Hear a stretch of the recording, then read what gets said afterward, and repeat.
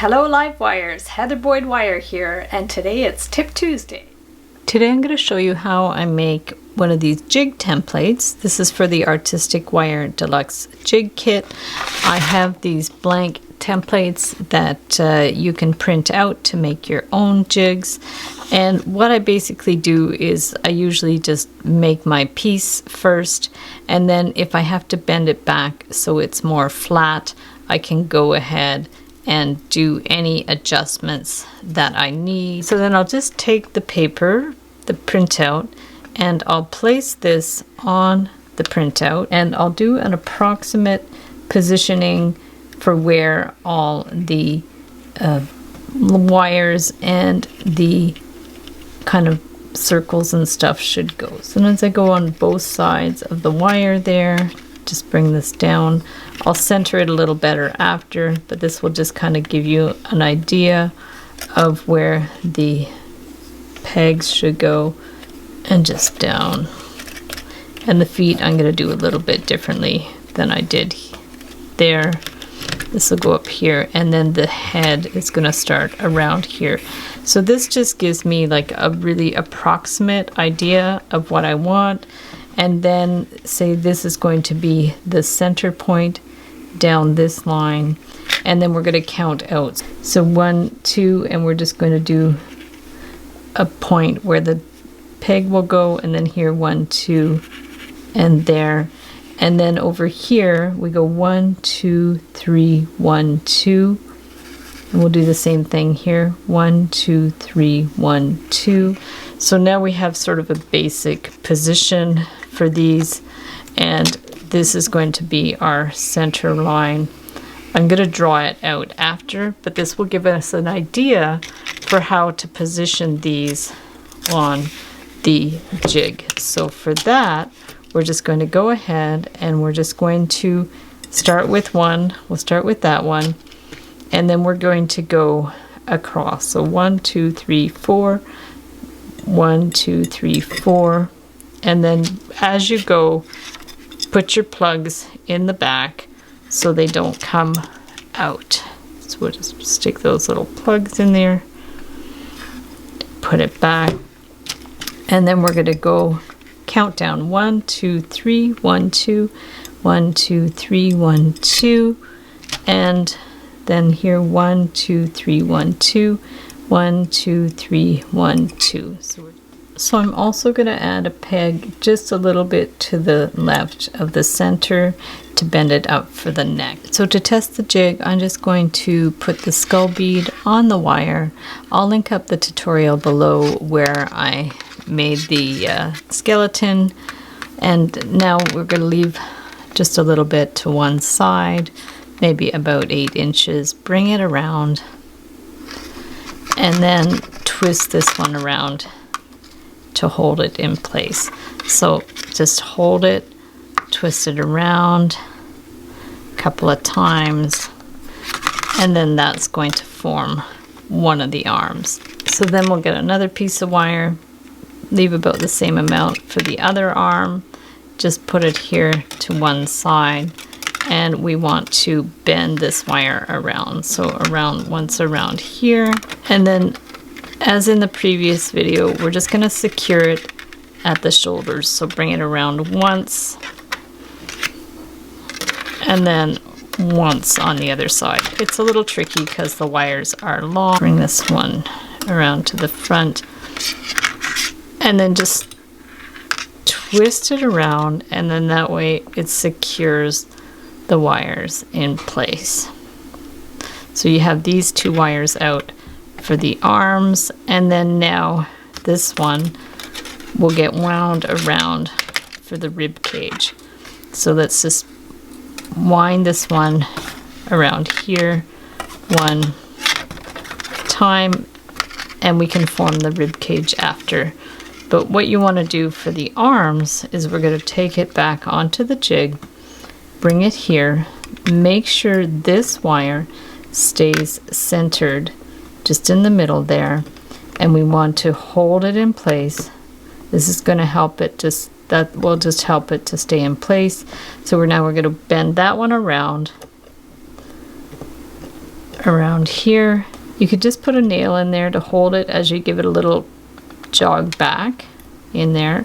Same thing here, just put the nail in to bend it a little bit and then bring it around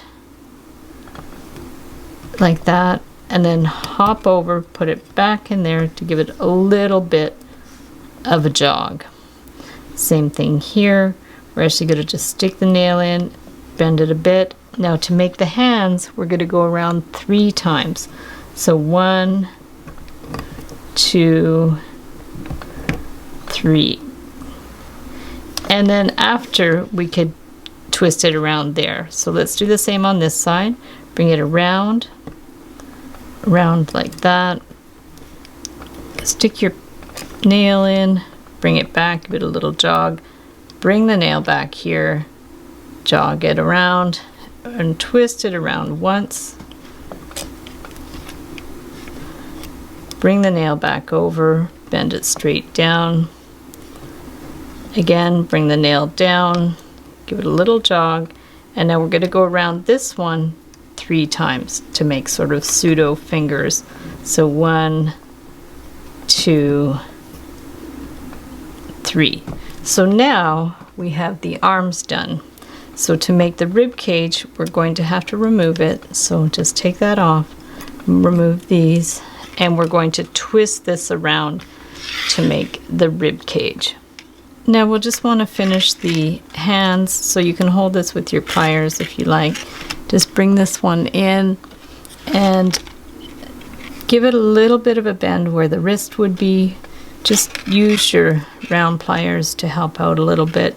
It's just so the wire won't slip too much. So you just bring that in there, hold these in place, and give that a little tug. And then you can just clip it, give it a little pinch, and that's just the hands. And if you want to spread them out a little bit, you can always spread the fingers a little bit. I'll do the rib cage similar to the fishbone earrings. I'll link up that video below. I just cut a thick piece of cardboard. I'll place it in position and I'll just take my wire and wrap it around. So we'll just wrap it around about 5 or 6 times. So once you have it wrapped around as many times as you want, just remove that piece. You can keep it for later if you want to make another one, and then just kind of twist these in a way that they're sitting more or less flat. Makes a nice kind of wide rib cage. And then we want to take our round pliers, center them on the last sort of set of ribs, bring that one around. It just helps the bend when you start with your round pliers. And you can even do it a little bit more so it won't get twisted out of place. And then here, we're just going to wind it down maybe 2 or 3 times. So just around here and that way. So now we have the skeleton looking super cute. And now we want to put it back on the jig. So just decide, you know, where the kind of hips are going to be. Make it as tall or short as you want. And then we're going to bend that so it looks like that. Now bring back the jig. You could put it back on the nails to make it easier. I'm seeing that these might be a little bit long, so if that's the case, just move them up a notch. If you're making your own jig, sometimes you have to do some little adjustments as you go. So I'm just moving all of these up 1 notch, and then you would want to attach the plugs as well, but for the sake of doing it quickly, I'll just do it now. So hold this so it's centered in the center point there, and then take this one, bend it around, and this one too, bend it around, and then you can double check that it's nicely centered. If it's a little off, just push it a little over to the side. And then here we'll do our trick with the nail. So we'll just take the nail, bring it down, give it a little bit of a twist. Same thing here. Just put it in place, give it a little bend. Bend this one around to do kind of the knee thing. Bring it here. This one I'm going to put a little bit more down just to have it a little bit bigger where the toes are. So I'm just going to put this nail in there where it would have been, bend it around here, and then bend this one here for the toes, just so the foot's a little bit longer. We're going to go 1, 2, 3. If you want littler toes, just use a nail or something smaller than the peg. We're going to just do the little jog, bring it here, put the nail in, bring it out and around, bring it in here, stick the nail in, go that way, and then the nail here is going to be a little higher up than what it would have been, just so the foot's a little longer that way. And then we're going to go around the toes 3 times. So 1, 2, 3.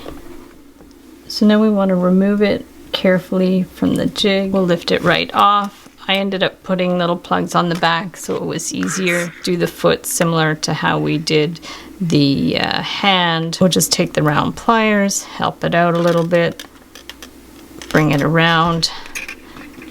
This one I'm just going to clip. This one we're just going to bend around, help it out a little bit.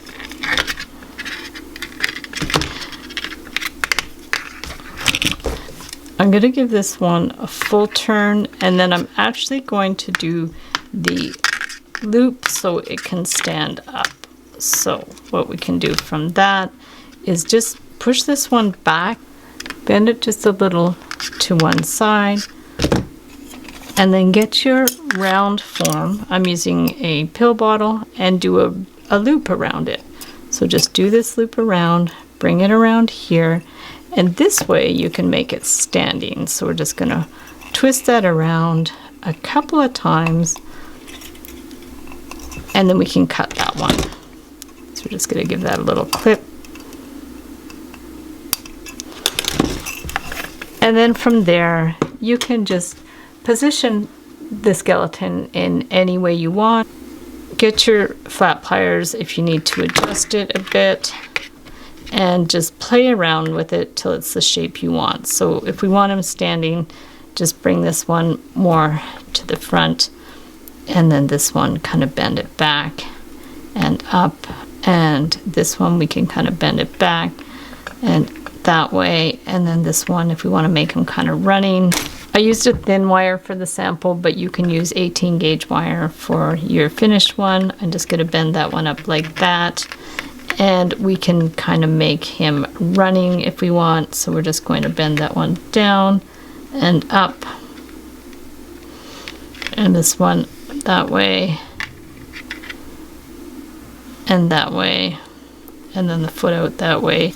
If you need to adjust this part so it's flat, I just take my round pliers and give it a little flick of the wrist on either side so this sits a little flatter. So he's really cool, little runner. He's a little springy. I made him with 20 gauge wire, but you can use 18 gauge wire if you want. For the final template, I'm making the lower leg just a titch longer. I'll link up the template in the description below of the video. You can get it in my Etsy DIY shop, where I have all kinds of templates and materials for wire art and jewelry making. As always, use your imagination with the skeletons. You can make musicians, sports figures, professions. I've done the ballerina, the guitar player. The sky is the limit. Have fun with the design, and happy Halloween! So thanks so much for watching the video. Give it a big thumbs up if you liked it. Be sure to subscribe to my channel for lots more wire art and jewelry making videos. Hit the notification bell to be notified when I go live and when I post new videos. And if you'd like to share photos of your wire art and jewelry, be sure to join the Wire Makers Club on Facebook. And if you'd like to check out my work on Etsy, my husband and I specialize in custom wedding cake toppers and funky jewelry. I also have a mailing list, so if you'd like to sign up below, I'll send you my Wire Art Essentials ebook. So thanks again for watching, and we'll see you the next time.